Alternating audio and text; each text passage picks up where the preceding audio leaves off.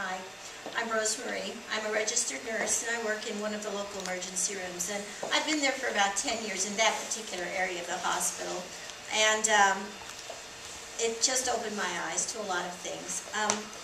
I work in a variety of the areas, triage, in the different areas of care, and I could give you situations where I'd say, you know, actually I worry less about the senior citizens than I do about our young adults who come in and have waited because they had no insurance and were extremely ill, meningitis, strep throat, heart problems, cardiac problems, the drug problems, and had no insurance or no way to pay for the care that they were going to receive, which was going to be quite expensive.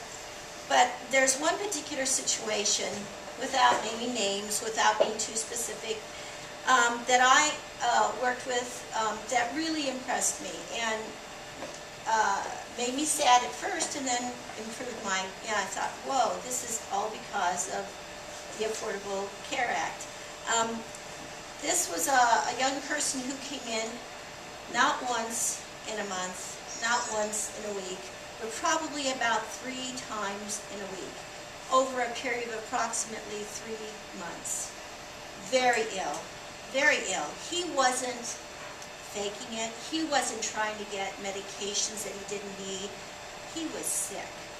And he came in with his mother. And at first, I looked at him and I thought, could this really be someone so young, he was in his mid-20s, to be this ill? And, you know, I mean, most young people are pretty healthy. This guy had no previous history, and his mother was just really upset. She says, what can you do to help my son? He's so sick.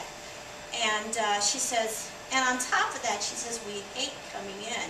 He doesn't have any insurance. He's going to school. And I can't help him. We just, you know, we just make an average wage. We're just, my husband and I both work. So she helped him come in. The poor guy was very ill. We'd take care of him, and he'd be fine for a day or two, and then he'd be back again with the same problem. This went on for a long time, and I got to know this mother very well because I've got kids a little older than that, but you know, you empathize with this. And I says, you know, gee, you know, can you do this? And she tried everything to keep this young man from coming into the emergency room. And finally,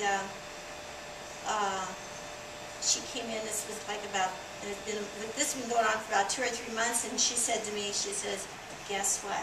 I found out that I can put him on my insurance. He lives at home with me.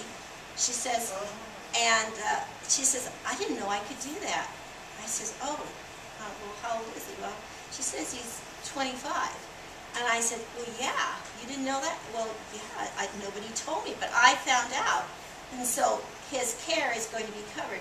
And I just thought, you know, if I had been in her situation, the woman was just totally, it was hard to console her because on the one hand she saw her sick son, and yeah, he'd get better, but he'd get sick again. And then on the other hand, all she could think about was he was getting this horrendous hospital bill that he would never be able to pay off. Can you imagine at that age facing that, and there are a lot of people who do, and having no way to pay for it. You know, you don't have a job, you know, you want to get a better job, but you're sick. So anyway, so that was just one situation. But on a continuing basis, we see people without insurance, without, at this point, mostly young people. Like I said, the senior citizens, for the most part, have Medicare. And since I'm getting up there myself, I'm so glad that we have a program like that. So that's about it. Thank you.